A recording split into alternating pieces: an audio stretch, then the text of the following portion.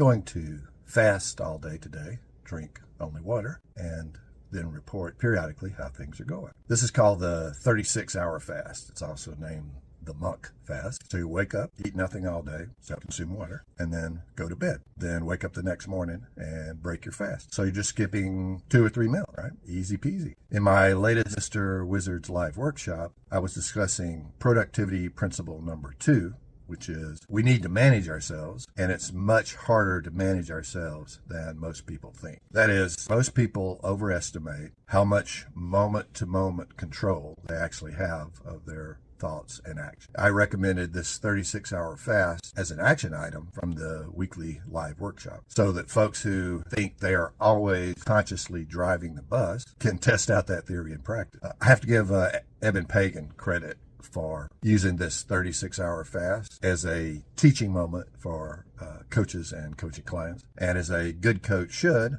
I'm going first and actually doing it prior to my Sunday workshop. I don't expect this is going to be that hard. 6 a.m. right now. I'm bright-eyed, bushy-tailed, and raring to go. All right, at 10 a.m. right now. Usually this time of day, I'm not thinking about food at all. But I have to admit that since I know I'm trying to go all day without eating, the image of a handful of pecans, peanuts, cashews keeps popping into my mind with the message, nuts are a healthy snack. Nuts are a healthy snack.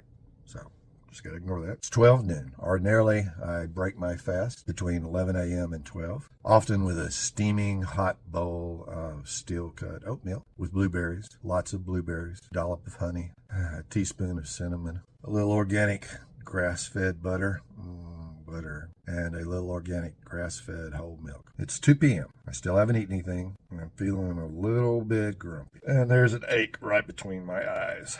And images of huge stacks of fried bacon, stacks of buttered biscuits with sausage gravy, mounds of soft scrambled eggs, mountains of crispy hash brown are dancing before my eyes. It's 4 p.m. I just Googled to see if anyone has ever died from a one-day fast. Can't find any cases of it. It's actually supposed to have several positive impacts.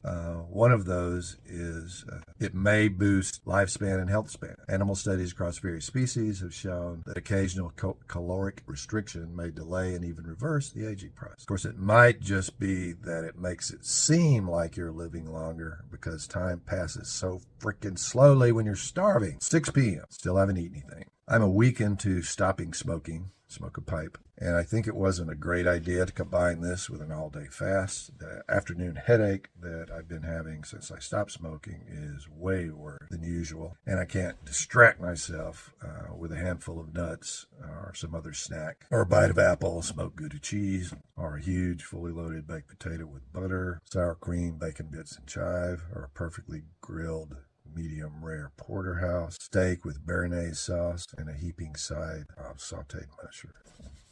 It's 8 p.m. and I still haven't eaten anything. When I was fixing our doggy's supper tonight, the sauteed calf liver that I supplement their kibble with smelled delicious. And I hate liver. I'm going to go to bed early. Once I'm asleep, I'm safe for the day. So I'm probably going to dream about bacchanalian food orgies all night. So it's 11 a.m. the next morning.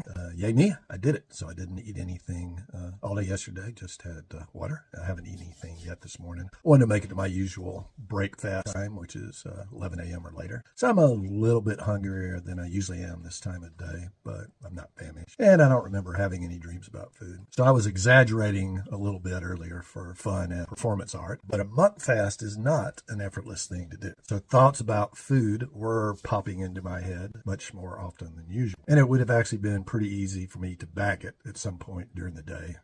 That is, rationalize why I really should just blow it off. For example, I've already getting most of the benefits of intermittent fasting with my 18-6 fasting schedule. And I picked a bad time to do this because I'm stopping smoking right now. So that means the headache that I get in the afternoon is even worse because I'm not eating anything. I can't distract myself by eating something, blah, blah, blah.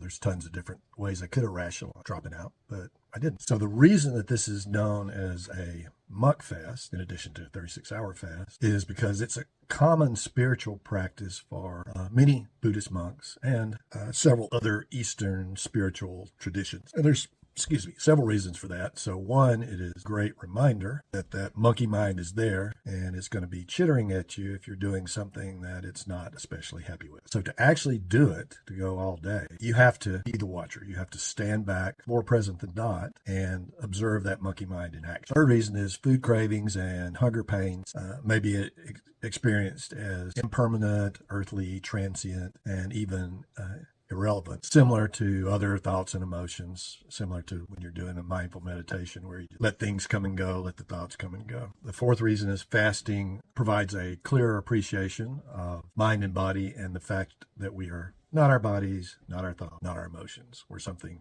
more than. And the last reason is breaking that fast is a celebration of the abundance of life. So I'm having my bowl of oatmeal with lots of blueberries, butter, a little bit of whole milk, cinnamon, dollop of honey. Tasty.